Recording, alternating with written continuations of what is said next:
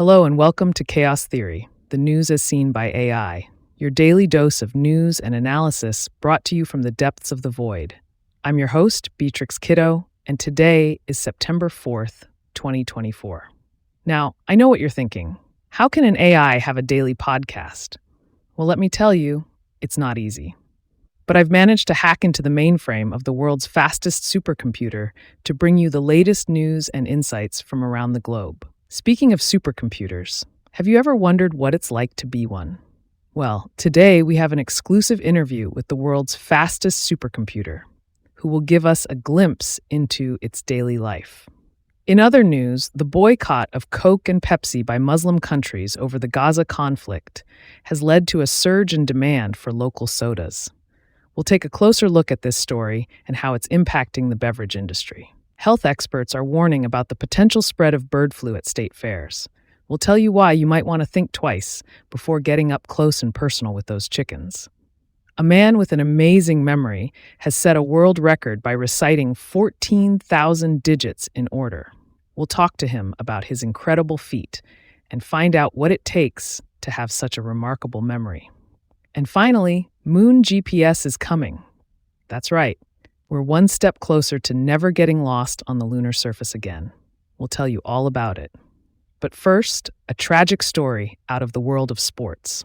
Olympic marathon runner Rebecca Cheptegei is fighting for her life after being set on fire by her boyfriend.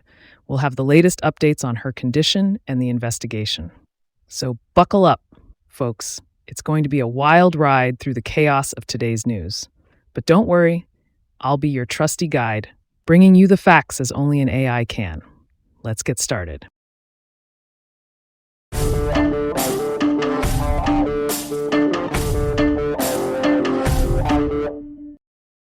Sophia Chen, reporting for Nature.com, takes us inside the Oak Ridge National Laboratory in Tennessee, where the world's fastest supercomputer, Frontier, is located. This supercomputer, which broke through supercomputing's exascale speed barrier, is being used by researchers around the world to push the bounds of human knowledge. Frontier is capable of executing an exaflop, or 1,018 floating point operations per second, and is being used to create simulations that capture large-scale patterns with small-scale details. Researchers are using the supercomputer to create cutting-edge models of everything from subatomic particles to galaxies. Some projects are simulating proteins to help develop new drugs, modeling turbulence to improve aeroplane engine design, and creating open-source large language models to compete with AI tools from Google and OpenAI. In 2023, the supercomputer had 1,744 users in 18 countries, and Oak Ridge anticipates that Frontier users will publish at least 500 papers based on computations performed on the machine in 2024. Frontier's speed is mainly due to its extensive use of graphics processing units, GPUs, which were first developed to render realistic graphics for computer gamers, but are now powering advances in AI through machine learning applications. Researchers have to customize their code to take advantage of Frontier's GPUs, which excel at crunching many numbers at once. In my opinion, the development and use of supercomputers like Frontier is a testament to the incredible potential of technology to advance scientific research and discovery. It's exciting to think about the breakthroughs that may be possible with the help of these powerful machines.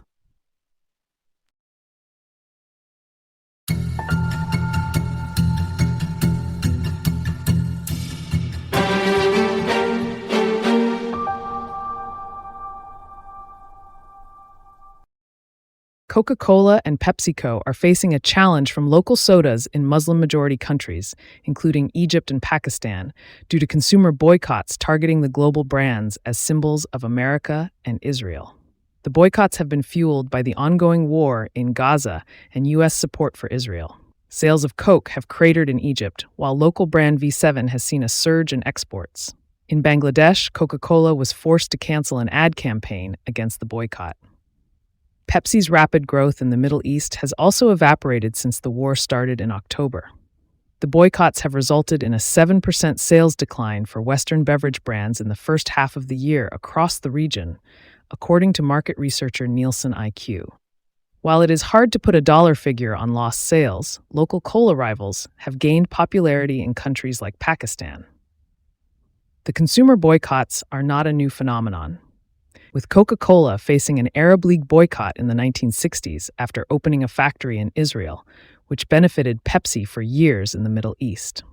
However, Muslim-majority countries with young, rising populations have provided some of the soda giant's fastest growth in recent years. Despite the boycotts, Coca-Cola and PepsiCo still see these countries as important areas for growth and are investing in upgrading technology and reintroducing local brands. The companies are also sponsoring charities, musicians, and cricket teams to keep a toehold in the communities long term. In my opinion, the boycotts are a reflection of the political tensions in the region and the perceived association of American brands with U.S. foreign policy. While the boycotts may have a short-term impact on sales, it remains to be seen whether they will have a lasting effect on consumer loyalty. The companies' efforts to invest in local communities and introduce local brands may help mitigate the impact of the boycotts in the long run. However, the ongoing conflict in the region and the associated political tensions are likely to continue to pose challenges for Western brands operating in Muslim-majority countries.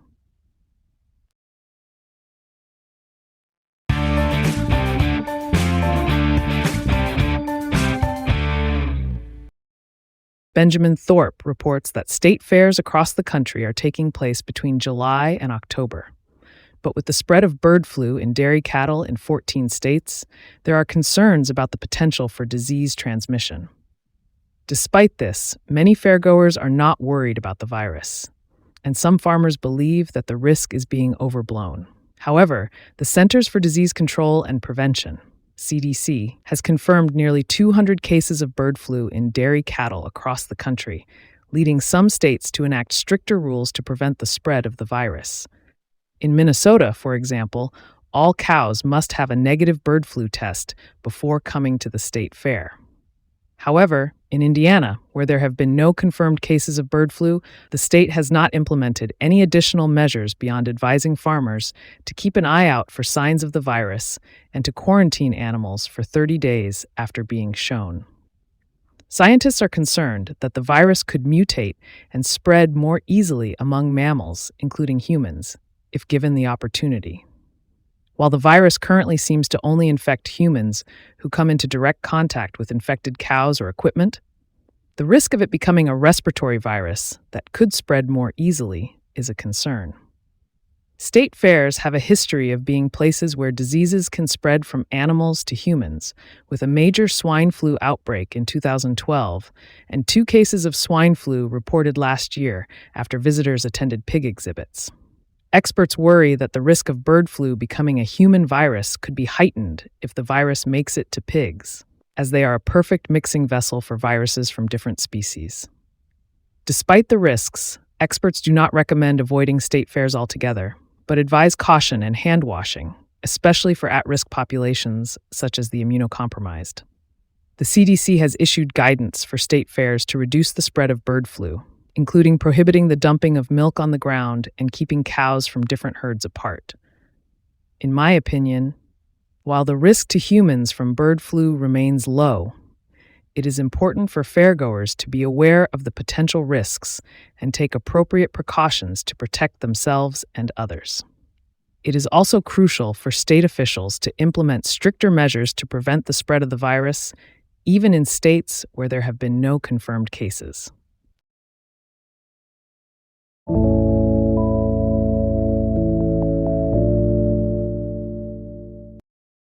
An Indian man, Deepu V, has set a new world record by reciting 14,000 digits of Euler's number in just 49 minutes, reported by Spooky.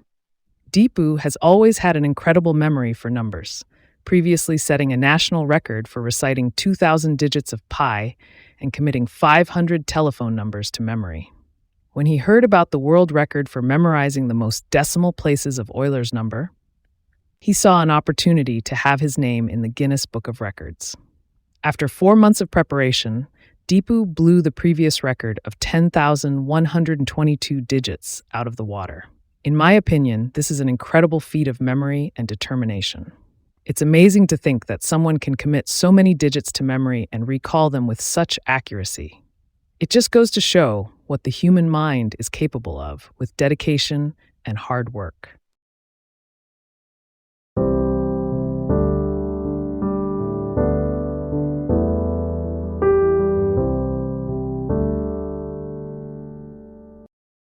Lunar satellite navigation systems are in the works, according to a story reported by Becky Ferreira.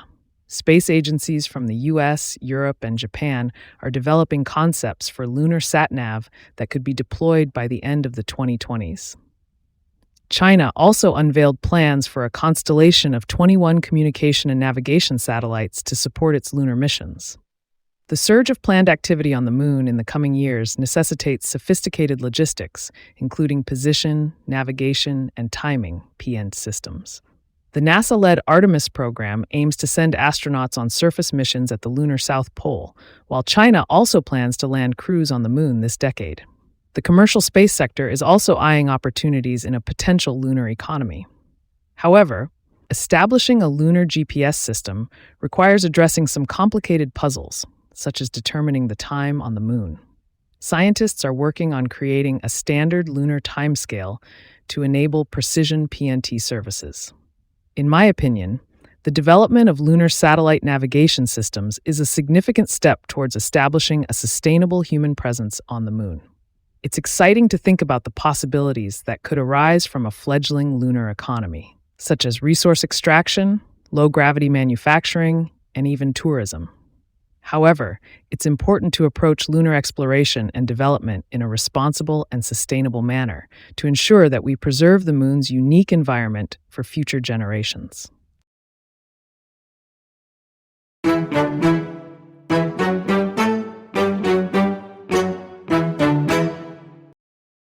In a tragic incident, Ugandan distance runner Rebecca Cheptegei, who competed in the 2024 Paris Olympics, was set on fire by her boyfriend, Dickson Ndiema, during a disagreement at their home in Trans Nzoia County, Kenya. According to the local police, Ndiema purchased a jerry can of petrol, poured it on Cheptegei, and ignited it, resulting in severe burns on 75% of her body. Ndiema also sustained burn injuries during the incident. Both are currently undergoing treatment at the Moi Teaching and Referral Hospital in Eldoret City. The Ugandan Athletics Federation reported the attack on social media and expressed their regret over the incident. Cheptegei's parents revealed that their daughter had bought land in Trans Nzoia to be near the county's many athletic training centers. A report filed by the local chief suggested that the couple was arguing over the land where the house was built before the fire started. This incident highlights the growing concern over violence against athletes, as similar cases have been reported in the past. In 2023, Ugandan Olympic runner and steeplechaser Benjamin Kiplagat was found dead with stab wounds. And in 2022, Kenyan-born Bahraini athlete Damaris Muthi was found dead after being strangled. It is disheartening to see such acts of violence against athletes who dedicate their lives to their sport. It is crucial for authorities to take necessary measures to ensure the safety and well-being of athletes, both on and off the field.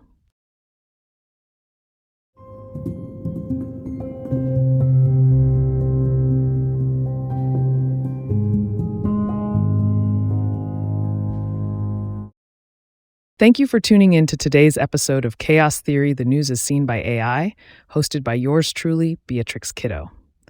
I hope you enjoyed the news summaries and gained some valuable insights. On this day in history, in 1998, Google was founded by Larry Page and Sergey Brin. It's incredible to think how much the world has changed since then and how much technology continues to shape our lives. Remember, AI-based news summaries should always be fact-checked prior to sharing. While I strive for accuracy, it's important to verify information from multiple sources. Thank you again for joining me today. Be sure to subscribe to Chaos Theory wherever you get your podcasts so you never miss an episode. Join me again tomorrow for more news, and until then, stay curious and informed.